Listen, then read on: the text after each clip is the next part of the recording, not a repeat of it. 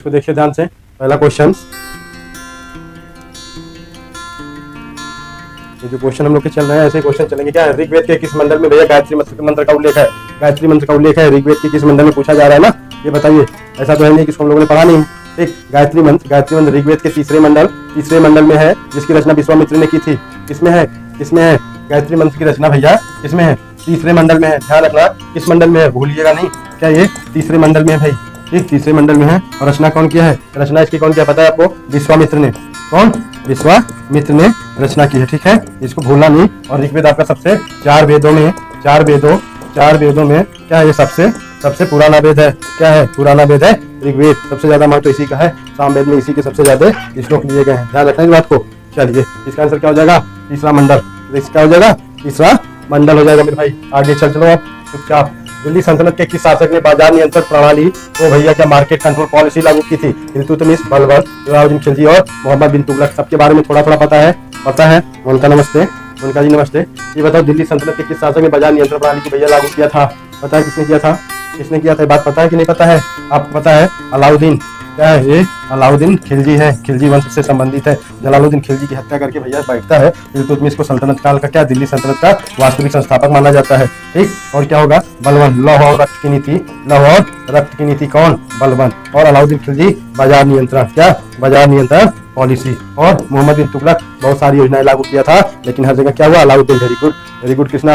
और अलाउद्दीन क्या इसमें ये सब हर जगह भैया हुए थे अलाउद्दीन खिलजी की है। क्या? बाजार नियंत्रण पॉलिसी। इसने गुप्तचर व्यवस्था भी अपनाई थी। इसका क्या? ये गुप्तचर इसके इतने तेज होते थे कि अगर कोई किसी चीज को कम तौलता था तो जो तौलने वाला होता था उसके शरीर से उतना मांस कटवा के उतनी उसके वजन का तौलवा लेता था।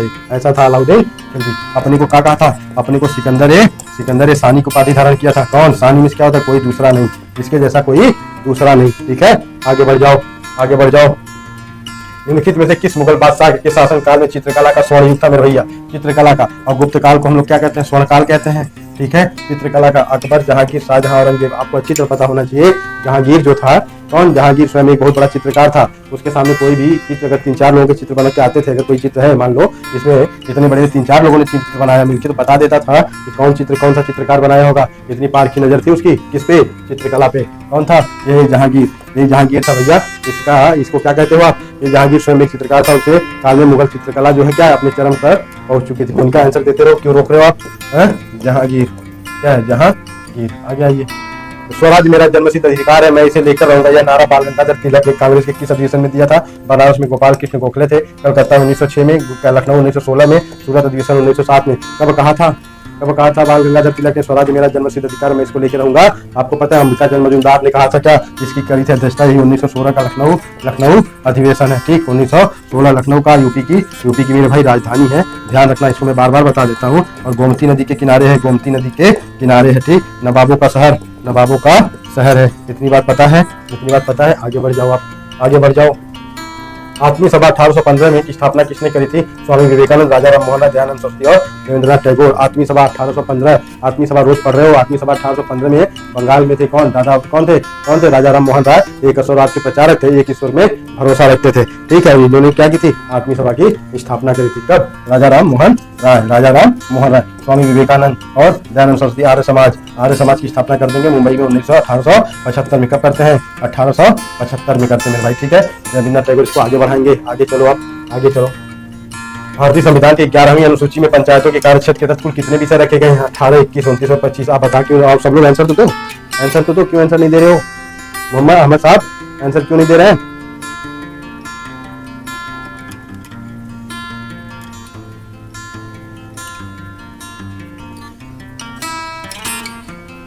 इन्हें भारत का जनक कहते हैं। किसको भारत का जनक कहते हैं? भारत का जनक किसको कहते हैं? कृष्णा। चलो कृष्णा, आपको जो काम दिया गया सब काम भैया सुचारू रूप से करना। ठीक, जहाँ जाना है वहाँ भी जाना है, याद रखना।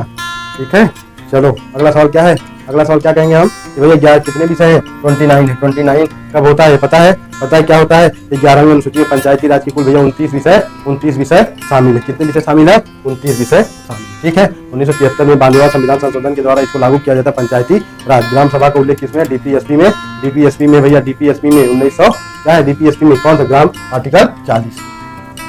समान नागरिक संहिता यूनिफॉर्म सिविल कोड का उल्लेख संविधान के किस अनुच्छेद में है? 40, 44, 45 और 50। आप बता दो क्या होगा इसका जवाब?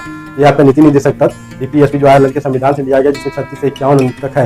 ठीक, इसमें क्या है, इसका मेरे भाई क्या है पता है आपको? नीति निर्देशक तत्व के अंतर्गत समान नागरिक संहिता यूसीसी का उल्लेख है। आर्टिकल क्या होगा? आर्टिकल का 44। भारत का अग्रदूत कहा जाता है इनको। ठीक है, आगे आ जाओ। भारत के महान्यायाधीश अटॉर्नी जनरल की नियुक्ति कौन करता है? भारत के सुप्रीम कोर्ट के न्यायाधीश, संसद, विधि मंत्री, राष्ट्रपति। इसके द्वारा की जाती है, इसके द्वारा की जाती पता है, रोज हम लोग पढ़ रहे हैं। भारत का महान्यायाधीश जो होता है अटॉर्नी जनरल ऑफ इंडिया, ये आपका सर्वोच्च अधिकारी होता है लॉ से संबंधित। ठीक, तो इसका आर्टिकल 76 में, आर्टिकल क्या है? आर्टिकल 76 में इसका उल्लेख है मेरे भाई। क्या इसका उल्लेख है? ठीक है, और क्या इसकी नियुक्ति कौन करेगा? भारत का राष्ट्रपति करता है। इतनी ध्यान रख लेना। योग्यता क्या होना चाहिए? सुप्रीम कोर्ट का जज होने की योग्यता रखनी चाहिए। ठीक है, भारत का जन, हाँ ठीक है, क्या हो गया? ये योग्यता रखनी चाहिए। ठीक, और क्या होगा? नियुक्ति हुआ राष्ट्रपति के प्रसाद पर्यंत पद धारण करता है। जब चाहेगा राष्ट्रपति ये प्रसाद पर्यंत क्या करता है? पद धारण करता है मेरे भाई, इसको ध्यान रखना। ठीक, ये क्या हो जाएगा? इसकी नियुक्ति कौन करता है? भारत का राष्ट्रपति करेगा। ठीक, महान्यायवादी का। ठीक है, चलिए आज प्रीति कुमारी आप सुबह क्लास में थी, रीजनिंग में शायद नहीं आई थी ना आप? रीजनिंग की क्लास क्यों नहीं की आपने? आज रीजनिंग की क्लास इतनी बेहतरीन, ऐसे छोड़ोगे बाद में कहोगे सर मेरा काम गड़बड़ हो रहा है। यदि संसद के दोनों सदनों में गतिरोध हो तो संयुक्त अधिवेशन की भैया ज्वाइंट कमेटी की अध्यक्षता कौन करता है? क्या आर्टिकल 108 क्या कह रहा है? अगर दोनों सदनों में तिनक बिनक हो जाए, वो कहे हम नहीं आएंगे, कहेंगे ये नहीं आएंगे, तो राष्ट्रपति दोनों को बुलाएगा, कहेगा तुम सब आओ भाई, लोकसभा राज्यसभा में सब लोग आ जाओ, बैठक करते हैं। तो क्या संयुक्त अधिवेशन की आर्टिकल भारतीय संविधान में आर्टिकल 108।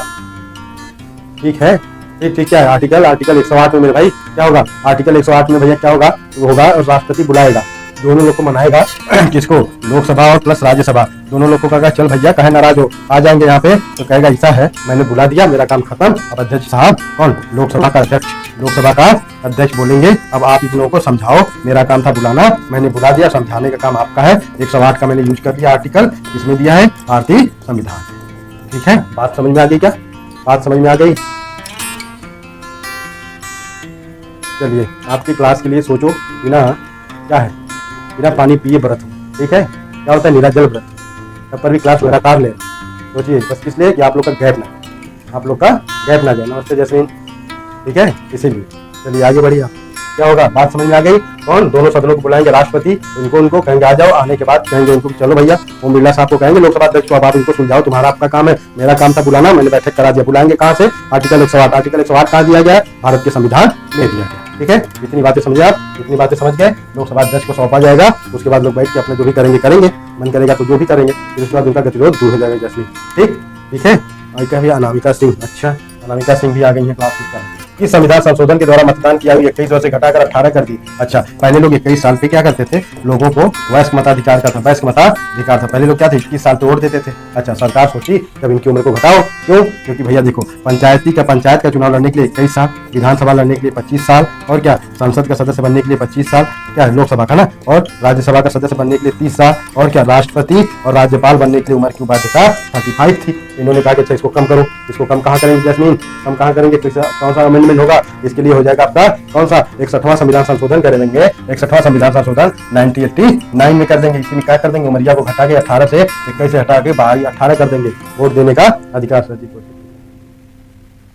50 क्वेश्चन क्यों? 50 क्वेश्चन की जैस्मीन जल्दी है तो चलिए ठीक है, आज 50 क्वेश्चन ही कराएंगे। आज 50 क्वेश्चन ही कराएंगे, मुझे भी जानना है, थोड़ा काम है। ठीक है, आज 50 क्वेश्चन ही करते हैं। ओके, आइए अगला सवाल।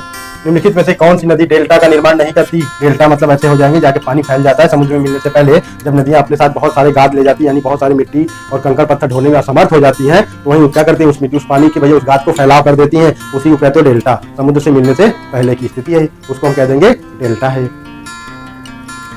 ठीक है, वही हो जाएगा। इसको क्या हो जाएगा? ये हो जाएगा। अभी क्लास में ध्यान रहे अनामिका, बाकी कोई बात नहीं। कौन सी नदी डेल्टा का निर्माण नहीं करती है? नर्मदा और ताप्ती नदियां भैया भ्रंश घाटी से बहती हैं। ठीक है, बहुत ऊबड़ खाबड़ से बिल्कुल ये स्टोरेज का निर्माण करती हैं, यही डेल्टा का निर्माण नहीं करेगी। कौन? नर्मदा नहीं करती है। क्यों? ये भैया ये से कंकरीली पत्थर से जुड़ती है, चलती है, इसके साथ कोई गाद और कीचड़ नहीं रहता। ठीक है, ज्वार नदी क्या करती है? ये स्टोरेज का निर्माण करती है, न कि डेल्टा का। डेल्टा का निर्माण कौन करता है? गंगा, ब्रह्मपुत्र, ये सब नदियां जो उत्तर भारत की मैदानी नदियां हैं, ये डेल्टा का करती हैं। क्यों? बस बात समझ लिये आप। इनके पास भैया कुछ है नहीं। प्रियांशु यादव भी जुड़ गए, आगे आ जाओ। नाथुला दर्रा भारत के किस राज्य में है? अरुणाचल प्रदेश, सिक्किम और उत्तराखंड और हिमाचल। अभी आज सुबह ही वैसा नाथुला दर्रा की चर्चा हम लोगों ने करी थी। सुबह वाली क्लास में भी नाथुला दर्रा आया है क्या? या तो कल वाली क्लास में? ठीक है, आइए वो सब छोड़िए, अनामिका सिंह आगे की क्लास हो रहा है। ठीक है, नाथुला दर्रा भारत के किस राज्य में स्थित है? आपको अच्छी तरह पता होना चाहिए। कहाँ है? यह सिक्किम में। कहाँ पे है? यह है सिक्किम में। ठीक है, आगे आइए। आगे आ जाइए, आइए। भारत में लौह का सर्वाधिक उत्पादन किस राज्य में होता है? झारखंड, उड़ीसा, छत्तीसगढ़, कर्नाटक। इसकी एनिवर्सरी है शंकर जी की, शंकर जी की एनिवर्सरी मना रहे हो। भारत में लौह का सर्वाधिक उत्पादन किस राज्य में होता है? झारखंड, उड़ीसा, छत्तीसगढ़ और कर्नाटक में। किस राज्य में होता है? जैस्मीन, जैस्मीन भी नहीं है। चलो भैया, नर्मदा शायद। चलिए आगे बढ़िए। जैस्मीन, सवाल के आंसर का सवाल दीजिए, सवालों का जवाब दीजिए भैया प्लीज। हाँ, अनामिका सिंह जी के का है, अनामिका का है, आज यूनिवर्सिटी उनकी होगी। चलिए आगे बढ़िए। 13 नंबर का जवाब क्या हो जाएगा? 13 नंबर का आंसर हो जाएगा बी। क्या हो जाएगा? 13 नंबर का हो जाएगा बी भैया, उड़ीसा है। क्या है? उड़ीसा है, ठीक है, ध्यान रखना इस बात को। क्या है? उड़ीसा है, ठीक है। अच्छा, छत्तीसगढ़ में हो जाएगा क्या? 13 नंबर का क्या हो जाएगा? 13 नंबर का 2025 के आंकड़ों के अनुसार लौह के उत्पादन में भैया उड़ीसा अग्रणी राज्य है। संदीप भी आ गए क्लास में, संदीप भी आ गए, उड़ीसा है, ठीक है। आइए 50 क्वेश्चन पूछ लो। क्लास को हमेशा डिस्टर्ब करने के मूड में ही आ जाते हैं क्या? हाँ, जब क्लास हो रही है, जब क्लास में हो रही है, क्लास कहीं और चल रही है, तो डाइवर्ट करने की जरूरत किसी को नहीं है। ओके, क्या है? झारखंड, उत्तर उड़ीसा हो जाएगा। विश्व की सबसे बड़ी प्रवाल भित्ति ग्रेट बैरियर रीफ किस देश के तट पे भैया स्थित है? इंडोनेशिया, जापान, ऑस्ट्रेलिया और फिलीपींस। कहाँ है? क्वेश्चन कल हुआ है, ये क्वेश्चन कल हुआ है जैस्मीन। ये कल मैं बताया था, ऑस्ट्रेलिया को मैंने ऐसे बना के बताया था, ऐसे ये ऑस्ट्रेलिया, ये ग्रेट डिवाइडिंग रेंज है। कहाँ पे है? Great barrier reef. इसमें बनती है बैरियर रीफ। क्या है? ये भैया ऑस्ट्रेलिया की है, ऑस्ट्रेलिया की है। 1902 किलोमीटर या तो 1920 कहीं कहीं मिल जाता है, इतने किलोमीटर में भैया लंबाई में फैली हुई है। ठीक है, ठीक है। चलिए आगे आइए, आगे आइए। 3 नंबर दे दिया संदीप जी ने। आगे बढ़िए, आप क्या कह रहा है? निम्नलिखित में से किस ग्रह को पृथ्वी का जुड़वा बहन कहते हैं? ठीक, मंगल, शुक्र, बृहस्पति और शनि। किसको कहते हैं? किसको कहते हैं? ये बताइए, जुड़वा ग्रह किसको कहते हैं? Very good. आकार और द्रव्यमान में भैया पृथ्वी के समान होने के कारण शुक्र, जो वीनस कहते हो आप, उसको क्या कहते हैं? पृथ्वी की जुड़वा बहन कहा जाता है। उसको क्या कहा जाता है? पृथ्वी की जुड़वा बहन कहा जाता है। ये शुक्र। इसको क्या, किसको क्या? आकार और आकार और किसके में? आकार और क्या होगा? आकार और द्रव्यमान में। द्रव्यमान दोनों किसके समान है भैया? पृथ्वी के समान है, इसलिए इसको कह देंगे किसको? शुक्र को। ठीक है, वीनस जिसको कहते हो। ठीक है, अगला सवाल देखो। भारत में राष्ट्रीय आय का आकलन, नेशनल इनकम एस्टिमेशन, कौन सी संस्था करती है? नीति आयोग, भारतीय रिजर्व बैंक, एनएसओ और वित्त मंत्रालय। कौन करता है? 16 नंबर का जवाब दो आप, 16 नंबर का जवाब दे दीजिए। क्या होगा?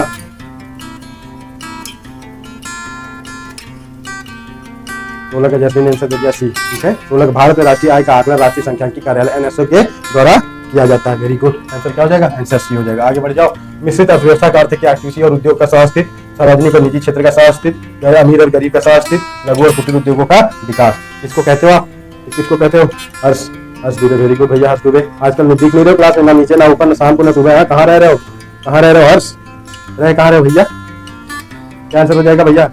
मिश्रित अर्थव्यवस्था किसको कहते हैं? मिश्रित अर्थव्यवस्था सरकार और प्राइवेट दोनों सेक्टर को मिलकर काम करते हैं, जैसे भारत हो गया। आंसर क्या? बी। और क्या सोचना है इसमें? आओ, नाबार्ड की स्थापना किस पंचवर्षीय योजना के दौरान हुई है? नाबार्ड की स्थापना जब 1982 में होगी, तो अनुमान लगा लो आप कौन सा पंचवर्षीय योजना चल रहा होगा? चौथी, पांचवी, छठवीं और आठवीं। कौन सी होगी? शिवरमन समिति के द्वारा होगा इसकी स्थापना। भैया कब होगा? आपको अच्छी तरह पता होना है। 1975, 75 के बाद क्या? 80 से 85, 80 से 85 में हमारी योजना रहती है छठवीं पंचवर्षीय योजना। आठवीं कैसे होगी जैस्मीन? आठवीं कैसे हो जाएगी? जब 1977 में क्या जनता दल की सरकार बनती है, उससे पहले प्लानिंग कमीशन को क्या करता है? भंग कर दिया जाता है। 5 साल 5 पंचवर्षीय योजना अपनी पूरा नहीं कर पाती, उसके बाद छठी में आएगी। छठी तो आएगी, छठी कब से आती है? ये 80 से 85 के बीच में रहेगी, और 1982 में नाबार्ड की स्थापना हो जाएगी। तो हुआ क्या? छठी पंचवर्षीय हुआ जैस्मीन, छठी पंचवर्षीय योजना हुआ। ठीक है, 1980 से मेरे भैया 82। ठीक, याद रखा करो, थोड़ा सा मैं ये सब बताया हूँ, ऐसा नहीं कि नहीं हुई चर्चा इन सबों पे, इन सब पे चर्चा हुई है भैया, क्लास में हुई है। आगे आइए। प्रधानमंत्री जनधन योजना कब शुरू की गई थी? 2014, 15, 16 और 17। जब प्रधानमंत्री पीएम जी आए ना, तो सबसे पहले इसी को लाए थे। क्या है? क्या, क्यों जनधन योजना कब लगी है? ये बता दो आप। जनधन योजना डेट सही बताना है। जनधन योजना कब आई? बी 15 में। अच्छा, 19 का जैस्मीन का आंसर आ गया। बाकी कहाँ गया? हर्ष कहाँ गया? संदीप। ओके, सब क्या? 28 अगस्त क्या थी? 28 अगस्त 2014 में क्या था? वित्तीय समावेशन करना था। क्या करना था? देश के सब लोगों का खाता होना चाहिए बैंक में। जीरो बैलेंस पे खाता खुलता था उस टाइम, बैंकों में बहुत भीड़ लगी रहती थी। ठीक, सब लोग उसमें पैसा जमा करो, नहीं तो पैसा आपका कट जाएगा। इससे क्या था? देश के लोगों से पैसा लेना था हर्ष, इसलिए हुआ था। कब हुआ था? वित्तीय समावेशन की योजना थी 28 अगस्त 2014 को हुआ था। वेरी गुड, चलो आगे बढ़ जाओ। निम्नलिखित में से कौन सा कर टैक्स अप्रत्यक्ष इनडायरेक्ट नहीं है? जीएसटी, सीमा शुल्क, आयकर और उत्पाद शुल्क। क्या इनडायरेक्ट नहीं? मतलब क्या? डायरेक्ट और इनडायरेक्ट का मतलब क्या है? इसमें से कौन सा डायरेक्ट कर नहीं है, यानी प्रत्यक्ष कर है नहीं, उसको बता दो आप।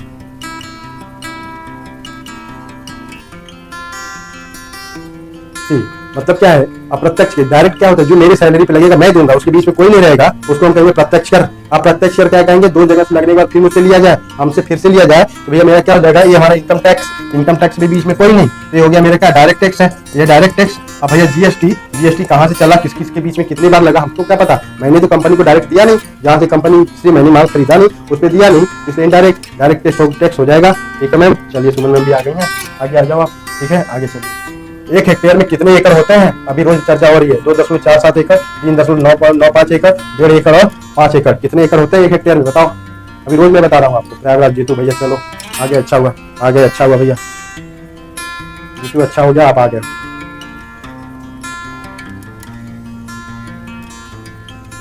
रोज बताता हूँ, 1 हेक्टेयर में कितने एकड़, 2.47 हेक्टेयर, 2.47 हेक्टेयर। ठीक है, इसमें क्या होगा, ये हेक्टेयर है, ध्यान रखना इस बात को, कभी भूलना मत। ठीक है आइए अगला सवाल देखिए क्या कह रहा है। स्वामित्व योजना का संबंध किससे है, ग्रामीण स्वास्थ्य, ग्रामीण क्षेत्रों में आबादी भूमि का डिजिटलीकरण और मैपिंग, क्या किसानों को ऋण उपलब्ध कराना, ग्रामीण शिक्षा। स्वामित्व योजना क्या था, स्वामित्व योजना बहुत चर्चा में थी। स्वामित्व योजना क्या है, स्वामित्व योजना 22 नंबर पूछा हूँ आपसे, क्या था, ग्रामीण क्षेत्रों में आबादी भूमि का डिजिटलीकरण और मैपिंग। ड्रोन से होता था, लोग कहते थे ड्रोन से जो खाली जमीन है उसको अपना कर लो, नहीं तो दिक्कत हो जाएगी, सरकार कब्जा कर लेगी, बहुत सारी बातें चलती थी। ये क्या, ग्रामीण क्षेत्रों में आबादी डिजिटल की मैपिंग करना था। ठीक है अगला सवाल, भारत में हरित क्रांति का जनक किसे कहते हैं, वर्गीज कुरियन, डी.एम. स्वामीनाथन, होमी जहांगीर भाभा, नॉर्मन बोरलाल, ये सब महापुरुष, इन लोग अपने अपने क्षेत्र के जानी मानी हस्तियां हैं। अब बताओ जानी मानी हस्ती कहने का मतलब क्या होगा, जानी मानी हस्ती कहने का मतलब क्या होगा। बस वही चीज है और कुछ नहीं है। क्या है भैया, देखो मैं स्वामीनाथन कृषि से संबंधित थे, ठीक, वर्गीज कुरियन क्या थे, श्वेत क्रांति यानी दुग्ध उत्पादन, होमी जहांगीर भाभा भैया टाटा परमाणु ऊर्जा से, और नॉर्मन बोरलाल कृषि से संबंधित है, कृषि और पर्यावरण में इन्हीं के नाम से क्या दिया जाता है, पुरस्कार दिया जाता है, याद रखना, इसका हो जाएगा स्वामीनाथन। आगे आ जाओ, राजस्व लेखपाल अपने हल्के के गाँव के खेतों का निरीक्षण करता है, इसे क्या कहते हो, जमाबंदी, खतौनी, पड़ताल, गिरवादारी, गिरदावरी, क्या कहते हो। मौर्या जी भी आ गई है, चलिए और मिश्रा भी आ गए, सर सब लोग आ गए हो क्लास में, वेरी गुड। चलिए इसका जवाब बताएं आप लोग क्या होगा। ये कृषि से 2 है क्या सर, नहीं समझे मैं क्या कह रहे हो आप। 21 नंबर का जवाब हो गया क्या, 24 का जवाब देना है, 24 नंबर का जवाब देना भाई। 24 में क्या आएगा, 24 में हो जाएगा, हाँ कृषि से 2 लोग हैं भाई, उसको क्या, इसका क्या हो जाएगा, इसका जवाब दे दीजिए।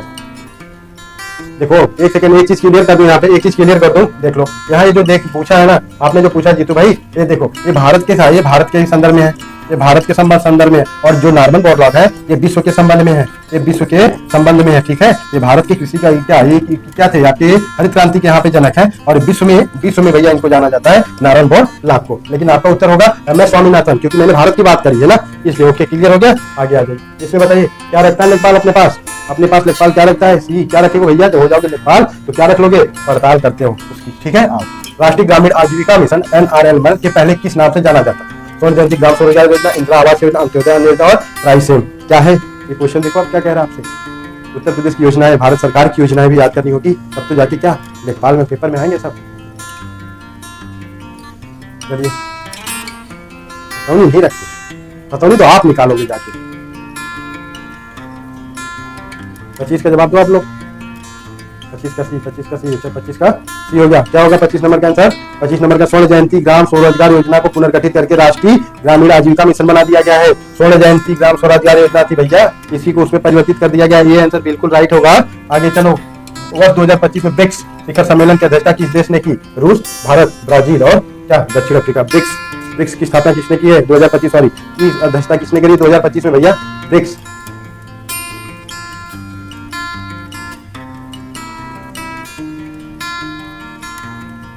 दक्षिण अफ्रीका, देखो 2024 में अध्यक्ष कौन था, ब्राजील था, 2000 में भैया कौन था, ब्राजील था। ठीक है, उसके बाद क्या पूछा है, आगे कौन है, दक्षिण अफ्रीका ने किया, कौन, दक्षिण अफ्रीका ने करा, कब किया, 2025 में, 2024 में ब्राजील ने करा था। ठीक है, आगे चलो, आगे आ जाओ। हाल ही में चर्चा में रहा मेरा युवा भारत, क्या है बताना, एक नई छात्रवृत्ति योजना, युवाओं के लिए एक स्वायत्त निकाय, ठीक है, और क्या, सेना भर्ती अभियान, खेल प्रोत्साहन। मेरा युवा भारत ये क्या है, ये बताओ। 27 नंबर का जवाब दे दो, मेरा युवा भारत किससे संबंधित है, पता है आपको, ये संबंधित युवाओं के लिए एक स्वायत्त निकाय डिजिटल प्लेटफॉर्म था। क्या ये डिजिटल प्लेटफॉर्म है, हाँ ठीक है, बी आंसर। चलिए आगे आइए, दादा साहब फाल्के पुरस्कार लाइफ अचीवमेंट पुरस्कार 2025 भैया किससे सम्मानित किया गया, फरीदा रहमान, मोहनलाल, आशा पारेख, मिथुन चक्रवर्ती। कल मिथुन चक्रवर्ती कहानी सुनाया था ना, मिथुन चक्रवर्ती की कहानी सुना था ना? हाँ हाँ, और मिथुन चक्रवर्ती की कहानी सुने थे, गए थे झारखंड में चुनावी प्रचार करने के लिए, इनका बटुए मार दिए थे। अब बताओ, इन्हीं का पर्स मार दे रहे हैं झारखंड वाले, तो अंदर से क्या सोचे होंगे? 28 नंबर का आंसर क्या होगा? 28 नंबर का आंसर बिना मोहनलाल को 2025 में दादा साहब फाल्के पुरस्कार को दिया गया था। ठीक है, यही है मोहनलाल, ध्यान रखना। ठीक, 2025 का लाइफ टाइम अचीवमेंट पुरस्कार होगा। दीपिका जी है क्लास में, चलिए। अच्छा, दीपिका जी है क्लास में। 101 वहाँ है 29 क्या खुशहाली दिवस है ना? 129 विश्व खुशहाली सूचकांक 2025 वर्ल्ड हैप्पीनेस रिपोर्ट में भारत का भैया कौन सा स्थान है? वही बताओ। 126 और 136 और 111 और डी इसमें छोड़ दिया, डी यहाँ पे लिख दिया, डी यहाँ पे लिख दिया। 101 कौन सा है? खुशहाली इंडेक्स में भारत का स्थान कौन सा है बता दो। तो आप टाइपिंग मिस्टेक है थोड़ी सी, इसको देख लो। वर्ल्ड हैप्पीनेस रिपोर्ट में भारत का 2024 में 2024 से 25 बताओ क्या होगा?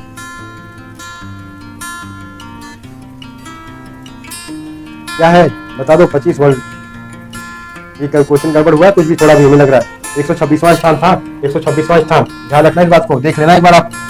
भारत का पहला सौर ऊर्जा संचालित गांव जिसे घोषित किया गया है मोढेरा गुजरात, पुनसरी पल्ली का जम्मू कश्मीर, भरतौल उत्तर प्रदेश। भारत का पहला सौर से तो चलेगा भैया, जो सौर से चलेगा, सौर ऊर्जा संचालित गांव भारत का पहला कौन घोषित हुआ है?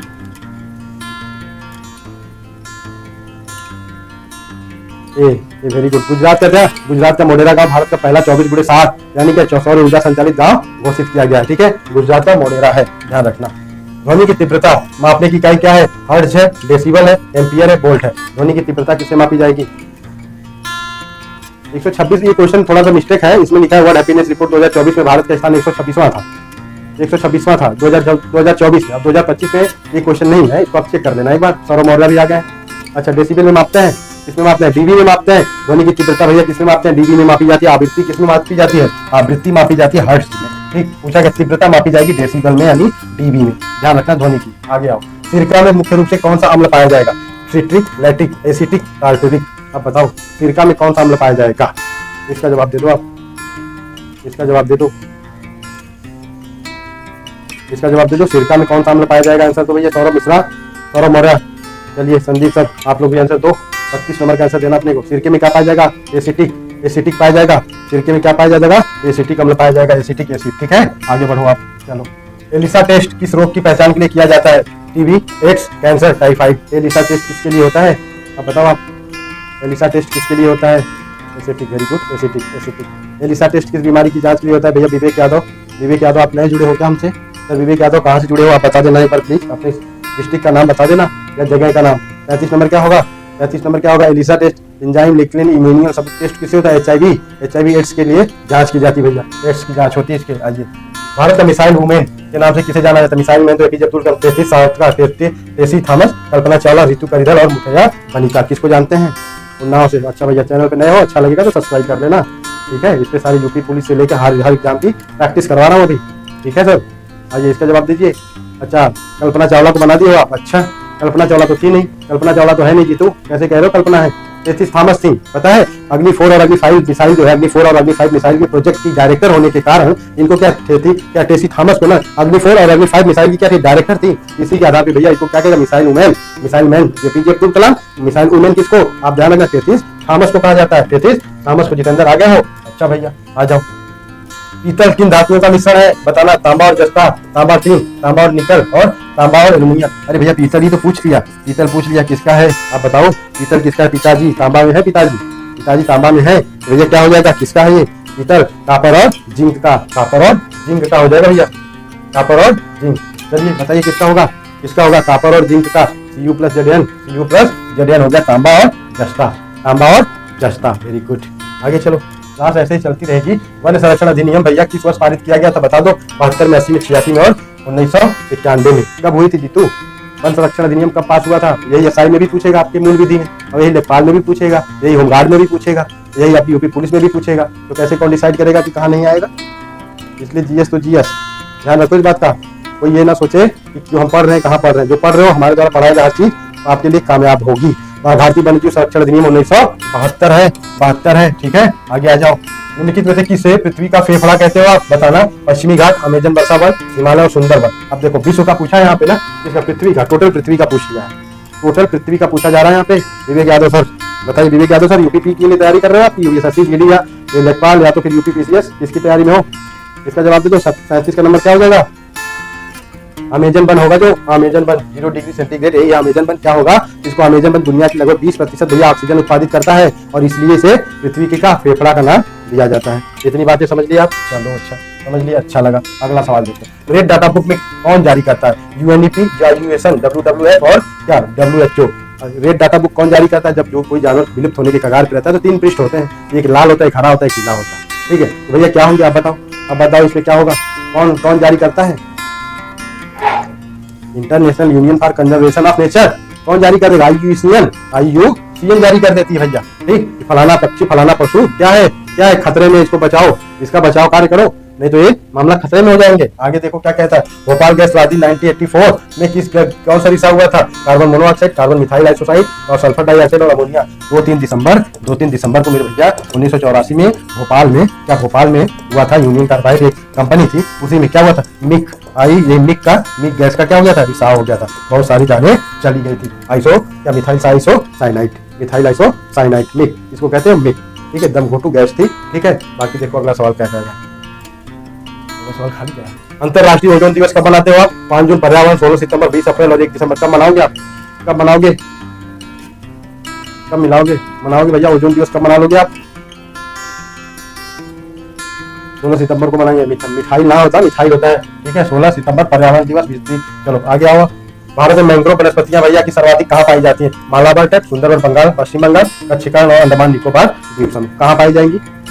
इसी के नाम पे सुंदरबन डेल्टा ना हुआ पड़ गया था, है ना जी? तू बताइए। वेरी गुड जैस्मिन आंसर में बने रहो। आज वर्मा जी नहीं आए हैं, आज रवि वर्मा सब क्लास में आए नहीं सुबह से अभी तक। क्लास को अच्छा भी नहीं लग रहा है ना? सुंदरबन यही है बंगाल, ये इसी के यहाँ पे सुंदरी नामक ज्यादा पाया जाता है, इसीलिए आज क्लास में रवि वर्मा सब नहीं आए हैं। थोड़ा सा ऑड लग रहा है, नहीं ऐसा नहीं लग रहा खाली खाली कुछ। निम्नलिखित में से कौन सी एक कृत्रिम पारिस्थितिकी तंत्र बताना? वन है, झील है, धान का खेत है, सागर है। कृत्रिम आर्टिफिशियल पूछा। अरे आर्टिफिशियल पूछा, पारिस्थितिक तंत्र क्या होगा? अब बता दो पारिस्थितिक तंत्र क्या होगा भैया?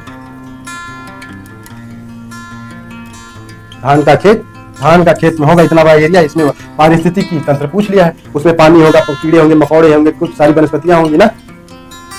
धान का खेत, वेरी गुड। इसी से मीथेन भी निकलती है। इसी से क्या निकलती है? मीथेन। दलदली वाला जगह होता है ना, यहाँ से मीथेन निकलेगी, इसका स्वाब होगा। राष्ट्रीय पर्यावरण अभियांत्रिकी अनुसंधान संस्थान नीरी कहाँ है? नई दिल्ली, नागपुर और चेन्नई और देहरादून। नीरी की स्थापना, नीरी कहाँ है मोनिका जी बताओ? नीरी कहाँ है? नीरी कहाँ है? अब बताओ दो, जल्दी क्वेश्चन कंप्लीट कर देता हूँ। 100 क्वेश्चन, ज्यादा कुछ है नहीं आज ना, बहुत फटाफट हम लोग कर देंगे। नीरी भैया कहाँ पे है? नागपुर कहाँ है? महाराष्ट्र में। महाराष्ट्र नागपुर क्यों? संतरा उत्पादन और अंगूर के लिए जाना जाता है, माल्टा। ठीक, आइए अगला सवाल देखो। आपदा प्रबंधन चक्र का सही क्रम बताना। समन, तैयारी, प्रक्रिया, पुनर्निर्मित और प्रतिक्रिया। समन, तैयारी, पुनर्प्राप्ति, तैयारी, प्रतिक्रिया, समन, पुनर्प्राप्ति, समन, प्रतिक्रिया, तैयारी। आप जो आपदा प्रबंधन है, आप क्या करोगे कि तैयारी किस हिसाब से आप रखोगे? ये पूछा। पहले क्या करोगे? समन करोगे, फिर क्या करोगे? उसकी तैयारी करोगे, फिर क्या करोगे? प्रतिक्रिया करोगे, फिर क्या करोगे आप? रिकवरी करोगे लास्ट में। इसका आंसर क्या होगा? इसका आंसर हो जाएगा ये। क्या करना है? पहले समन करना, फिर उसकी तैयारी करना, फिर प्रतिक्रिया, फिर पुनर्प्राप्ति करोगे आप। ठीक भैया, किसी आपदा प्रबंधन में जाने से पहले आप कौन सी तैयारी करोगे, वही चीज इसमें कहा गया और कुछ बताया नहीं गया है। अगला सवाल। अच्छा, हम लोग मैथ के सवाल तो करते नहीं है, मैथ के सवाल तो करना नहीं अपने को, इसको अलग से बताना है पूरा आपको।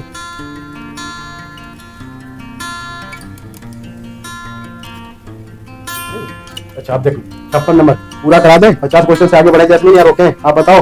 100 करा दें, क्योंकि अब ज्यादा क्वेश्चन बचते नहीं है, ये सिर्फ पेपर पूरा हो जाएगा। अगर आप लोग कहो तो कराएं, नहीं तो 50 पे रोक देते हैं, कल इसके आगे फिर छूटा रहेगा। आप बताओ आप लोग क्या हो, आगे हो या ना हो? जितेंद्र 56 का भी बता लो पहले।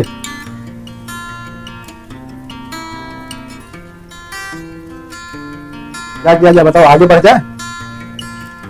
करा दे जैस्मिन, करा दे। मुश्किल से 10 मिनट का टाइम अपने पास लगेगा, बस कर लो।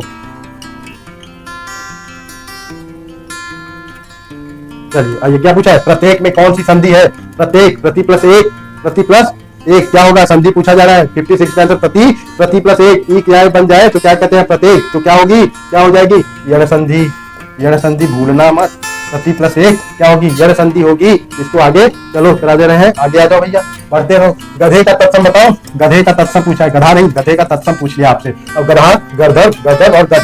गधा का पहला तत्सम क्या होता है? तत्सम संस्कृत के समान जो मूल भाषा है, तद्भव उसका बिगड़ा हुआ रूप जो हम लोग बोल देते हैं, हम बोलचाल की भाषा नहीं। गधे का बताओ। गर्दभ होगा गधा का गर्दभ होगा इसी का। शीतला वाहन, ध्यान रखना, ये शीतला वाहन पर्यायवाची है, शीतला वाहन पर्यायवाची है, इसको भी याद रखना। यमुना का पर्यायवाची शब्द नहीं है। कालिंदी, भानुजा, अर्कजा, जाह्नवी, क्या है? यमुना का पर्यायवाची शब्द नहीं है, बता दो क्या नहीं है? यमुना का पर्यायवाची शब्द नहीं भैया, गर्दभ। हाँ हो गया, आगे बढ़ जाओ। यमुना का पर्यायवाची कौन सा नहीं है? यमुना का पर्यायवाची कौन है? कालिंदी, भानुजा, अर्कजा, ये सब क्या है? यमुना के पर्यायवाची हैं। लेकिन जाह्नवी किसका है? गंगा का। यही नहीं होगा, ये गंगा का है। भागीरथी, जहां श्रीपति का, सब गंगा के हैं। ठीक है, आगे आ जाओ। अवर, अवर क्या है? जूनियर लोअर शब्द का विलोम बताओ। अवर का भैया अवर का बताना है क्या? विलोम शब्द बताओ, अवर का विलोम बताओ। ये तो हुआ है, सही वाली क्लास में प्रैक्टिस कराता हूँ, फार्म वाली, उसमें क्वेश्चन हुआ है। वो ये नहीं कर, अवर का प्रवर, अवर और प्रवर भर्तियां निकलती है यूपीएससी और यूपीपीसीएस में, अवर और प्रवर हो जाएगा। पेट में दाढ़ी होना मुहावरे का सही है तो बताओ। धूर्त प्राणी, रोग ग्रसित होना, कम उम्र में बहुत अनुभवी होना, भेद न लगने देना। पेट में दाढ़ी होना, इसका जवाब दो। पेट में दाढ़ी होने का मतलब बता दो। 60 नंबर का आंसर सी, वेरी गुड। बहुत अनुभवी होना, बहुत चतुर बनना, अनुभवी होना, सब हो जाएगा। ठीक है, अगला सवाल क्या कह रहा है? अर्ध सरकारी पद या ड्रीमिंग ऑफिशियल जो होता है, इस लेटर के संबोधन के लिए सामान्यतः किस शब्द का प्रयोग किया जाता है? महोदय, प्रिय, नाम और उपनाम, मान्यवर या महामहिम। अर्ध सरकारी जो पत्र होते हैं उसको लिखने के लिए अनौपचारिक पत्र की शैली होती है, औपचारिक नहीं होती, अनौपचारिक होती है। इसमें लिखे जाते हैं, इसको क्या लिखोगे आप प्रिय का प्रयोग कर सकते हो अपने अधीन, अपने साथ और अपने लेवल वाले कोई पेपर भेजा जाता है, लेटर अनौपचारिक है तो आप इसमें क्या करोगे? प्रिय और नाम का उल्लेख कर सकते हो। आंसर बी, आंसर बिल्कुल राइट होगा। चलो भैया, बिल्कुल। जिसके समान कोई दूसरा ना हो, वाक्यांश के लिए एक बताओ। अद्वितीय, अनोखा, अनुपम, सर्वश्रेष्ठ। जिसके समान कोई दूसरा ना हो। अलाउद्दीन खिलजी ने सिकंदर सानी की उपाधि धारण की। सानी का मतलब क्या है? कोई दूसरा नहीं उसके जैसा, ये है पूछा। क्या जिसके समान कोई दूसरा ना हो, अद्वितीय हो जाएगा, वेरी गुड। क्या हो जाएगा? अनुपम किसने लिखा? अनुपम कौन लिखा? अनुपम कौन लिखा? जितेंद्र, ध्यान कहाँ भाई? क्या हो जाएगा? अद्वितीय हो जाएगा। चलो, वर्तनी में क्या की दृष्टि से शुद्ध शब्द का चयन करो। कवित्री, कवित्री, कवित्री, कवित्री, बड़ी बार पढ़ा जाऊं, कवित्री गलत मत करना कोई। दृष्टि का बताओ क्या होगा प्रीति? दृष्टि, कवित्री कैसे लिखोगे आप? कवित्री क्या स्त्रीलिंग है? याद रखना, कवि का कवित्री होता है, स्त्रीलिंग है। कवित्री कैसे लिखा है आप लोग? चलिए ये देखें। जिसकी उपमा न दी जा सकती उसको कहते हैं अनुपम, वेरी गुड। आइए पहले दृष्टि का आंसर क्या? कवित्री, वेरी गुड। कवित्री लिखेंगे हम, कवित्री, कवित्री लिखेंगे, स्त्रीलिंग है कवि का। ठीक है, कवि का कभी पूछ दे भैया, कवि का बताओ स्त्रीलिंग करो तो क्या लिखोगे? कवित्री। कवि क्या है? पुल्लिंग है, पुल्लिंग है, इसको ध्यान रखना। चलो, चाकू का बहुवचन क्या होगा? चाकुए, चाकुए, चाकू, चाकुए। अब बताओ, कुछ शब्द ऐसे भी होते हैं। अब बताओ, चाकू, चाकू का भैया क्या होगा? चाकू क्या है? चाकू पुल्लिंग है, स्त्रीलिंग है? पहले इसको डिसाइड करो, आप सब डिसाइड करो। चाकू है क्या? चाकू है। अच्छा भैया, चाकुओं लाया जा रहा है। अरे बार हिंदी, बार हिंदी, इतनी हिंदी की तैयारी है। चाकू का चाकू ही होगा, चाकू का चाकू ही होगा। चाकू आकारांत पुल्लिंग शब्द है मेरे भाई, पुल्लिंग है। इसका बहुवचन चाकू ही रहता है। 2 चाकू लाओ या 8 चाकू लाओ, 8 चाकुएं लाओ, बोलोगे क्या? बोलोगे क्या? चाकू, चाकू पुल्लिंग है, चाकू महिला नहीं है। चाकू, चाकू लाई। अच्छा, होती है, होता है, ये डिसाइड होता है। चलो, चाकू, आगे बढ़ जाओ। बीती विभावरी जाग रही, अंबर पनघट में डुबो रही, तारा घट उषा नागरी। इस पंक्ति में कौन सा अलंकार है? ये बता दो, ये बता दो। विभावरी में रात, ध्यान रख, अंबर पनघट पानी वाला तट, अंबर में आकाश, डुबो रही, तारा घट उषा नागरी, क्या होगा? अलंकार बता दो, अलंकार बता दो भैया, क्या होगा? अलंकार बता दो क्या होगा इसका? 65 पता है कि नहीं? चेक कर लूं आज। Very good. किसने बताया सबसे पहले आंसर किसका है? जितेंद्र। क्या होगा? अंबर पनघट, अंबर रूपी पनघट, तारा घट, तारा रूपी घड़ा।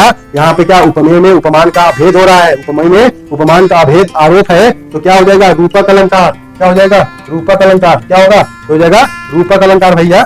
ठीक है, चलो आओ। कंप्यूटर की किस पीढ़ी में ट्रांजिस्टर का प्रयोग होना शुरू हो गया था? आप बताएंगे। कंप्यूटर, सीरियस क्वेश्चन, एक भी क्वेश्चन गलत नहीं होना चाहिए कंप्यूटर का, किसी का ध्यान रखना। यहाँ से जैसे कंप्यूटर शुरू, आप बताओ कंप्यूटर की किस पीढ़ी में भैया ट्रांजिस्टर का प्रयोग शुरू हुआ? प्रथम पीढ़ी, द्वितीय पीढ़ी, तृतीय पीढ़ी और चतुर्थ पीढ़ी। इस पीढ़ी में, इसको बहुत सावधानी से सॉल्व करना क्योंकि मामला कंप्यूटर से है।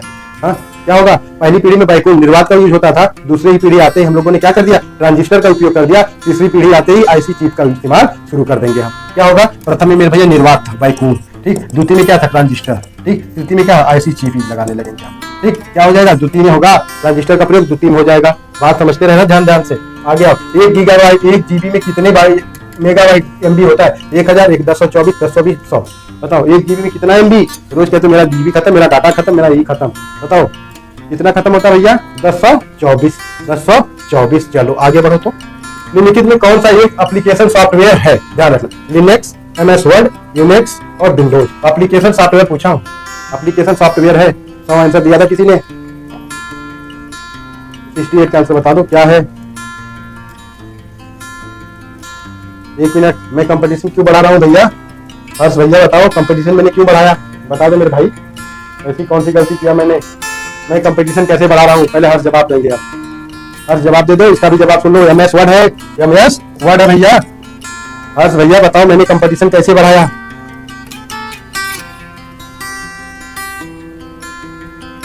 श्योर भैया जी। अरे भाई बता तो दो एक बार कि मैंने कंपटीशन क्यों बढ़ाया, ये तो बताओ हर्ष भाई।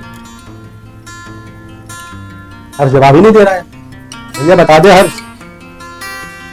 आगे चलो, आगे चलो। तो क्या होगा?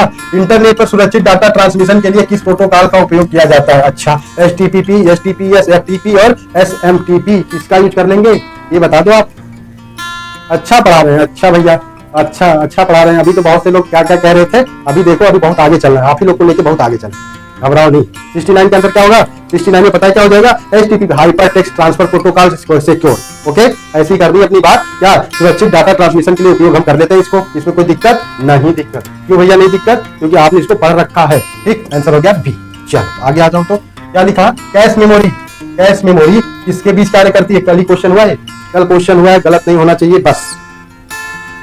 कैश मेमोरी क्या होती है? कल क्वेश्चन हुआ है। CPU और किसके बीच? कैश मेमोरी क्या है? CPU और रैम, यही है, CPU और रैम, याद रखना। इसी के बीच की 70 नंबर का ए आंसर। ओके, आइए चलो। तो निम्नलिखित में से कौन सा सोशल नेटवर्किंग प्लेटफॉर्म नहीं है? LinkedIn, Instagram, Oracle, Twitter. क्या है? सोशल नेटवर्किंग प्लेटफॉर्म नहीं। पता है? ये कहाँ गए हर्ष? पता है, हमसे पढ़ने वाले लोग कहते हैं कि सर मैं इसलिए शेयर नहीं करता हूँ क्योंकि कंपटीशन बढ़ जाएगा, मैं इसलिए अपने दोस्तों को शेयर नहीं करता हूँ आपकी क्लास ना, इसीलिए। आगे बढ़ो। 71 का आंसर क्या हो जाएगा? ओरेकल क्या है? एक डाटाबेस प्रबंधन सिस्टम है, सोशल नेटवर्क नहीं है, ये डाटाबेस प्रबंधन सिस्टम है। ओरेकल ये क्या है? कोई सोशल मीडिया नहीं है, इसमें हम मैसेज और रील और ये सब नहीं देखते हैं, है ना, है ना। चलो भैया आगे बढ़ जाओ। फायरवॉल का मुख्य कार्य क्या है? डेटा को कॉपी करना, कंप्यूटर को अनधिकृत एक्सेस से बचाना, वायरस बनाना, इंटरनेट की गति को बढ़ाना। फायरवॉल नाम से क्लियर हो रहा है, नाम से क्लियर हो रहा है। अगर आप थोड़ा सा ध्यान दोगे तो नाम से क्लियर हो जाएगा इसका मतलब क्या होता है। भैया जब चाइना ने अपना चीन की दीवार बनाई लोगों से सुरक्षित करने के लिए, तो आप ऐसे क्यों नहीं समझ सकते हो? फायरवॉल का मतलब वॉल मीन्स दीवार, समझ जाओ यहीं पे। कंप्यूटर को अनधिकृत एक्सेस यानी से बचाना। जब चाइना उस टाइम दीवार बना सकता है लोगों से बचने के लिए, इस टाइम कंप्यूटर में यही यूज तो हुआ, उसी चीज से तो आप बच रहे हो ना, हमेशा याद रहेगा, जिंदगी में नहीं भूलोगे। चलो आगे देखो।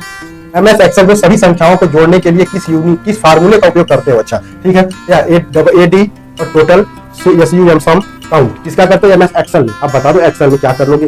हर्ष भाई कहाँ गए? हर्ष भाई कहाँ गए? 73 का आंसर क्या हो जाएगा? 70 आंसर का एक्सेल में जोड़ने का एक फार्मूला है SUM। ओके, यही है SUM।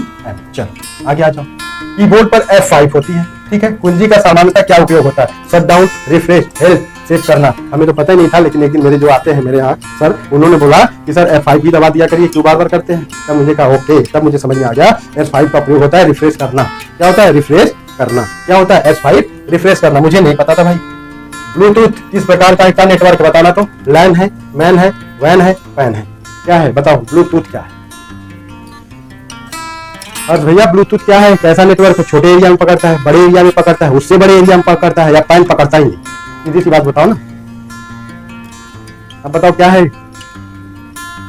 क्या है बताओ आप? हम समझ रहे थे सब गलत कर दोगे, हमें पता था सब लोग गलत कर दोगे, सब लोग गलत कर दिए। लोकल एरिया नेटवर्क हो गया ना। आप सुन लो, आज पहली बार सुन लो।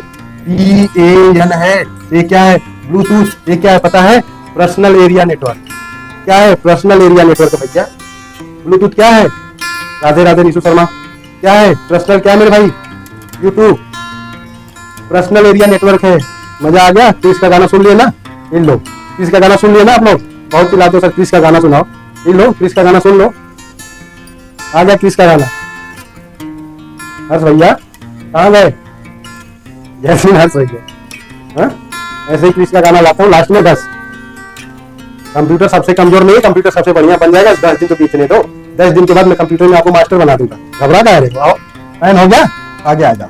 बिग डाटा के विश्लेषण के लिए निम्नलिखित में से किस तकनीक का प्रयोग होता है भैया? Data mining, cloud computing, machine learning या उपयुक्त सभी सरकारी ऑप्शन भी रखा हूँ। क्या हंस क्यों रहे हो जितेंद्र? हंस क्यों रहे हो?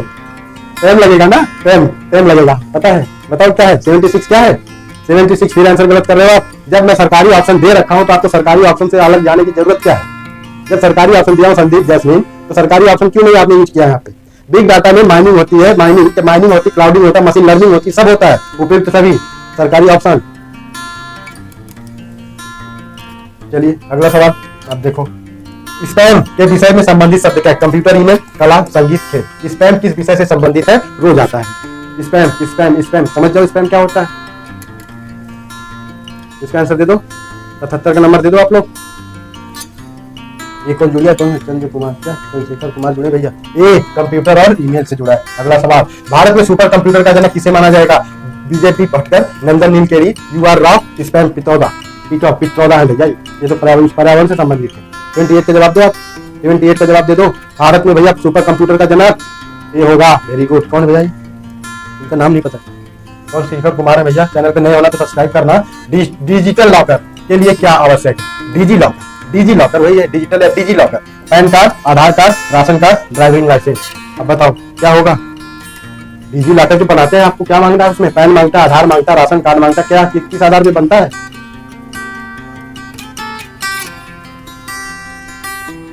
क्या होगा 79 में क्या मांगता है भैया, आंकड़ों के बनाने के आधार नंबर अनिवार्य होता है। आपका चाहिए क्या, आधार नंबर चाहिए। अच्छा, URL का पूरा नाम बता दो। ये तो कोई नहीं गलत करना, बता दे रहा हूँ, इसको कोई नहीं गलत करना। ड्राइवरी लाइसेंस क्यों, ड्राइवरी लाइसेंस की कोई जरूरत नहीं, आधार कार्ड लगता है, समझे।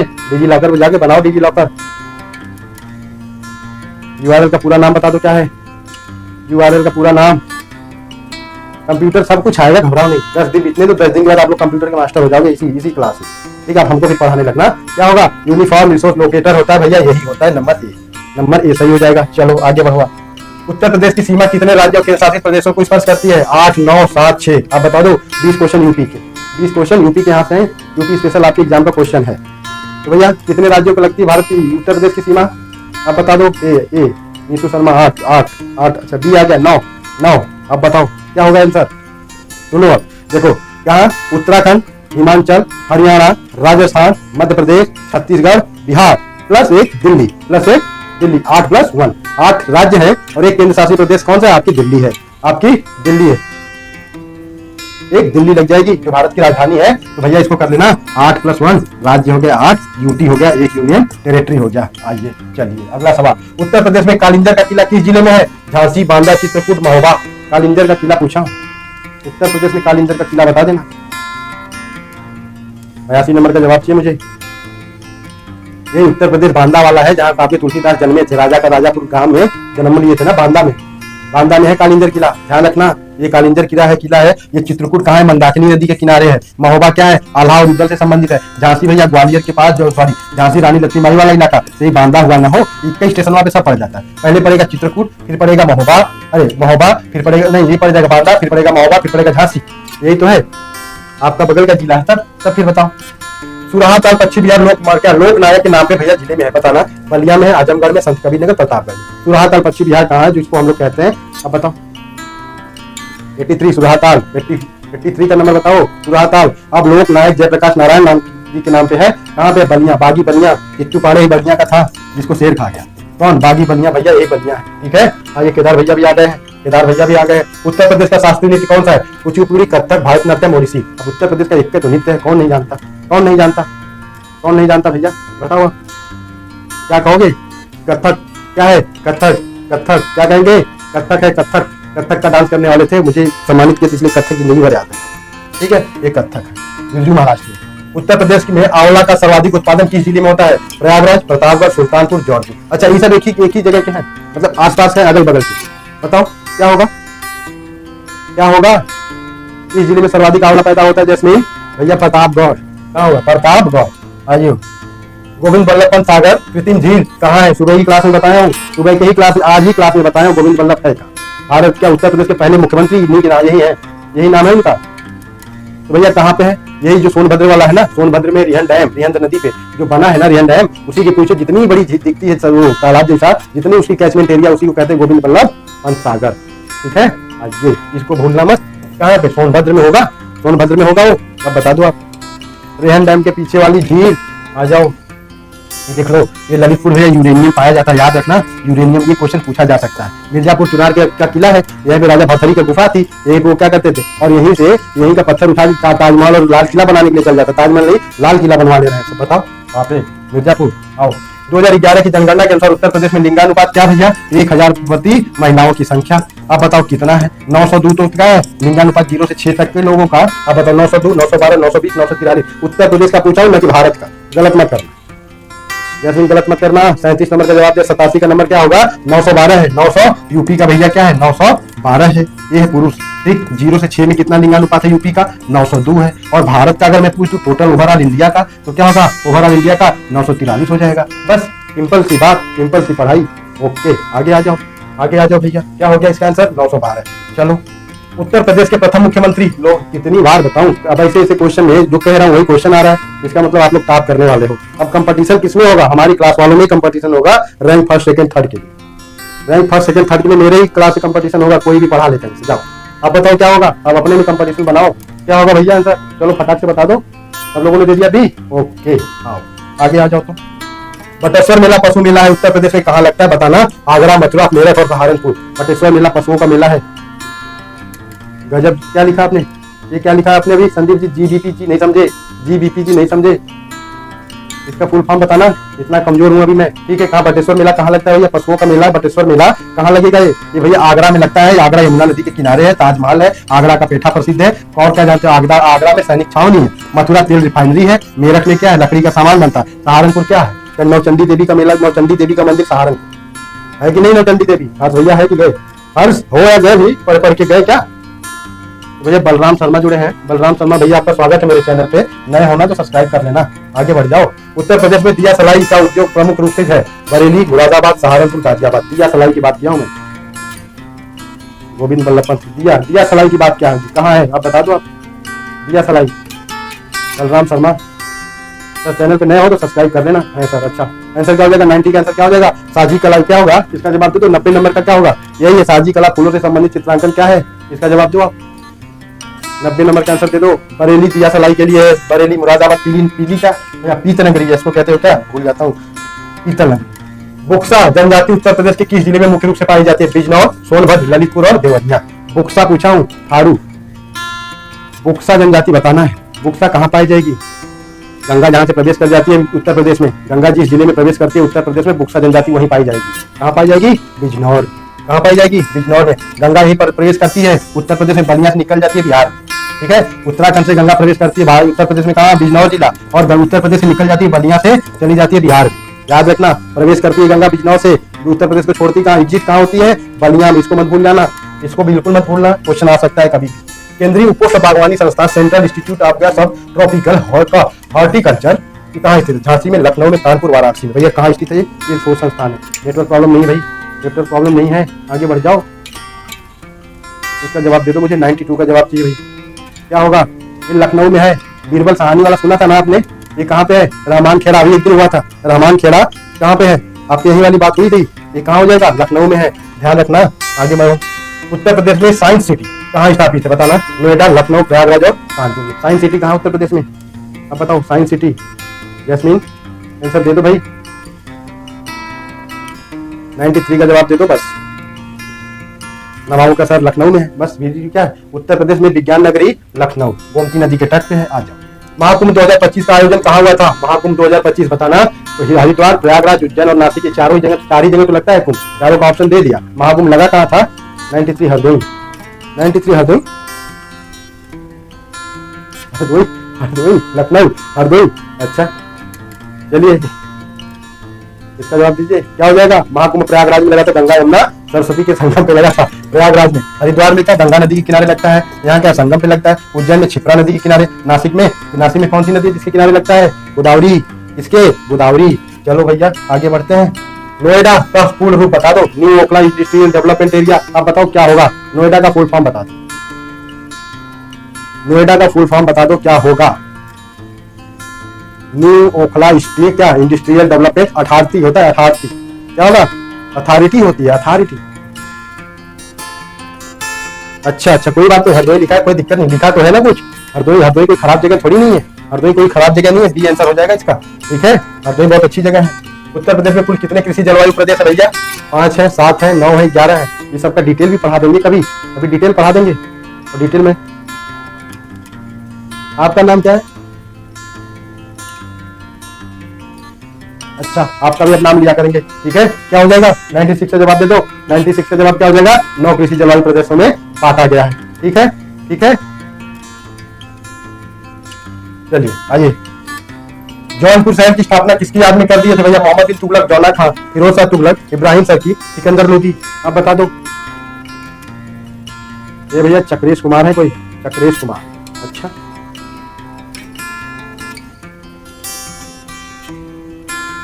बताओ 97 का किसकी याद में हुआ था? फिरोज शाह तुगलक ने अपने चचेरे भाई जौना खान, जिसको क्या कहते थे, मोहम्मद बिन तुगलक की याद में बनवा दिया था। अगर ये क्वेश्चन आप पूछ देगा ना, इसको हटा देगा। ये पूछ देगा जौना खान, नहीं बता पाओगे क्या ये जौना खान की याद में बनाया था? पगलुआ के चक्कर में, ये पगलुआ के चक्कर में बनाया था, सब बर्बाद कर दिया था। ठीक है, आओ। उत्तर प्रदेश विधानसभा में आरक्षित सीटों की कुल संख्या कितनी है? 403 की विधानसभा है हमारी। आरक्षित सीट कितनी है? और 84 है, 86, 89 और 82 है। अच्छा, दोनों को मिलाना है। ठीक, उलूग खान। अच्छा, चलो भैया अगला सवाल दो। फिरोज शाह तुगलक ने अपने चचेरे भाई जौना खान मोहम्मद बिन तुगलक की याद में जौनपुर नगर को बसाया था। यहाँ पे अटाला मस्जिद है। सरकी ने यहाँ शासन किया था। पूर्व का सिराज कहते हैं इसको, जौनपुर को। जौनपुर में शीतला माता मंदिर है। ये कौन भैया? अनुज कुमार।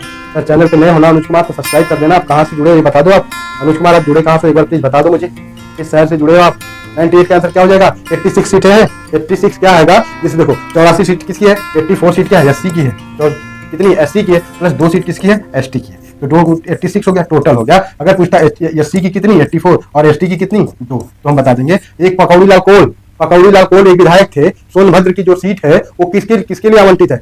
एसटी है या एससी है? ये बता दो मुझे। सोनभद्र की, लखीमपुर से हूं सर, वेरी गुड।